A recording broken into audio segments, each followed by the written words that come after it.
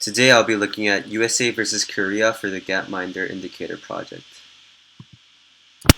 One essential question I will answer is what are the similarities and differences in the development of an East Asian country and a Western country from 1960 to 2014?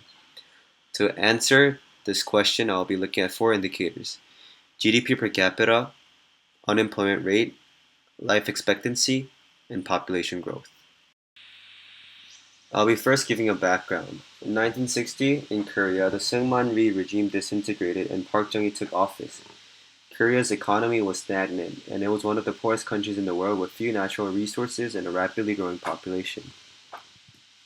On the other hand, in USA, there was a continuation of post-war baby boom, and due to post-war prosperity, people lived in a more consumeristic society in which standard of living increased. Furthermore, JFK was elected as president.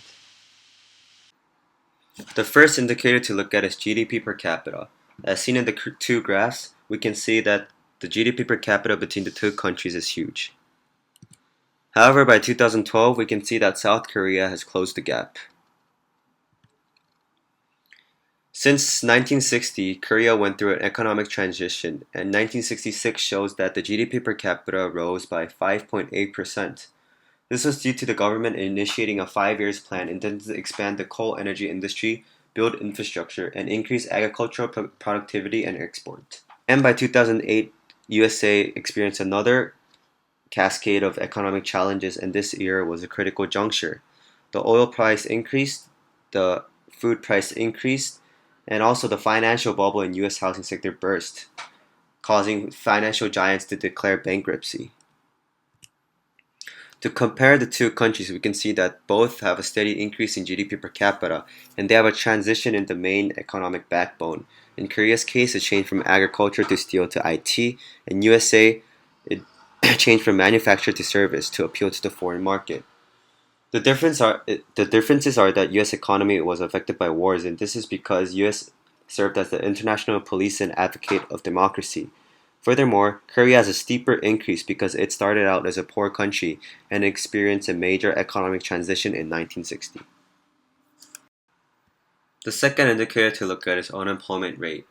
As seen in the two graphs, Korea starts at about 8% while US is about 5.9%.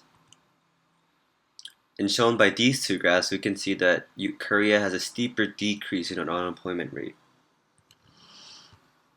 In 1978, the unemployment rate reached the lowest for Korea, which was about 3.2%. This was due to the 5 year economic development plan, which created new jobs in the urban areas. The success of the industrialization increased employment in the manufacturing and service sectors.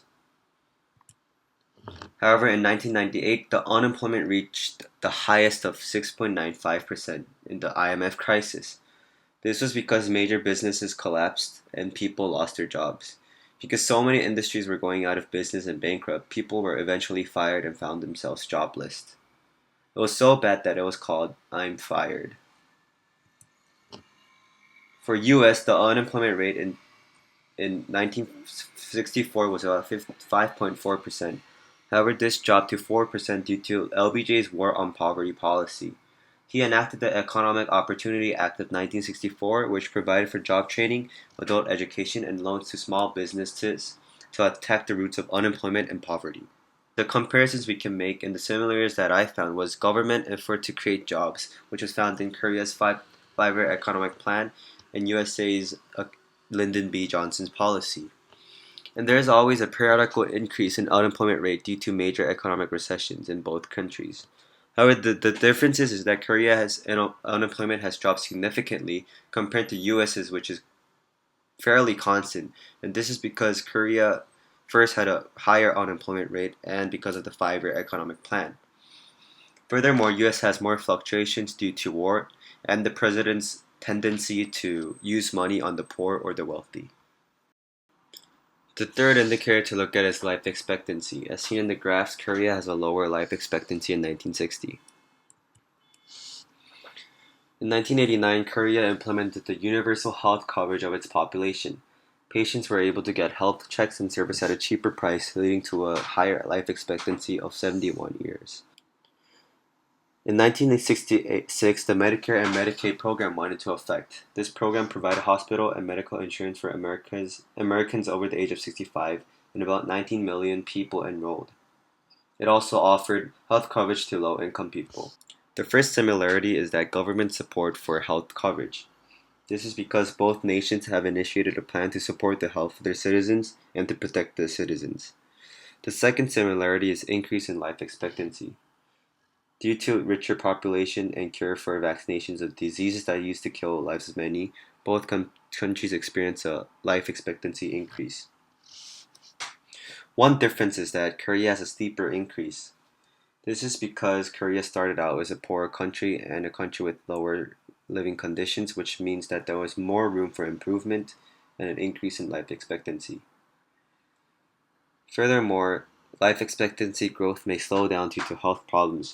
This pertains to both USA and Korea in a society nowadays because of factors including high suicide rate, drug overdoses, and alcohol abuse. The fourth indicator to look at is population growth. As seen in 1960, South Korea had a lower population growth. To explain this trend, we have to look at fertility rate and life expectancy. In 2011, the fertility rate of Korea dropped to 1.23 births per woman, which is fourth lowest. However, the life expectancy grew to 14th highest of 81.3 years.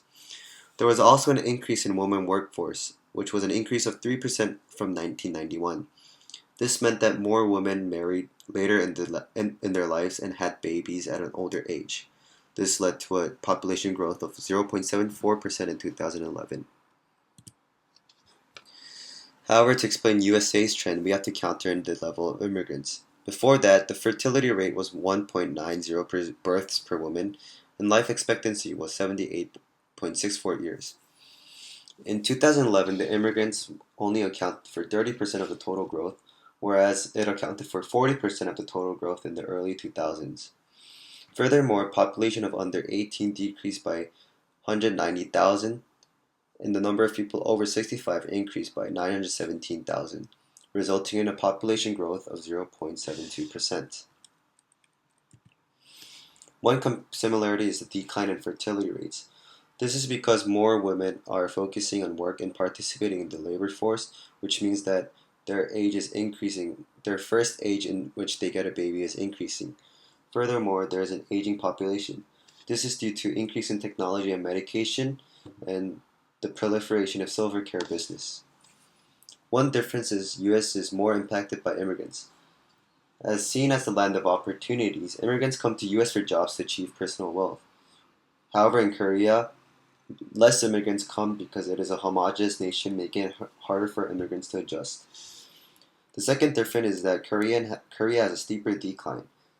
This is due to Korea's social norm, which focuses on working hard, instead of taking time away to bear children. Koreans tend to avoid having babies unless they are economically stable, pushing the marriage age to an older age, and some simply decide not to have babies or even marry. Although most trends prove to be similar, Korea has had a steeper increase or decrease in each of the indicators because it started out as a poorer country, which means that it had the ability to improve quicker. In the case of Korea, the development of the country has significantly impacted the overall stability of the government. Starting from 1960, when Syngman Rhee stepped down, Korea was able to go through a successful economic transition that impacted the lives of many. As it became a developed country from one of the poorest, Korea was able to stabilize its economy and, in return, make way for a firm democratic government. However, the development in the United States did not have a significant impact on the stability of the government because it was already one of the wealthiest and powerful nations. Even through constant warfare, the United States was able to recover with post-war prosperity and hold its international authority. Thus, even back in 1960, the US had a stable democratic government, which is just being continued even in the 21st century.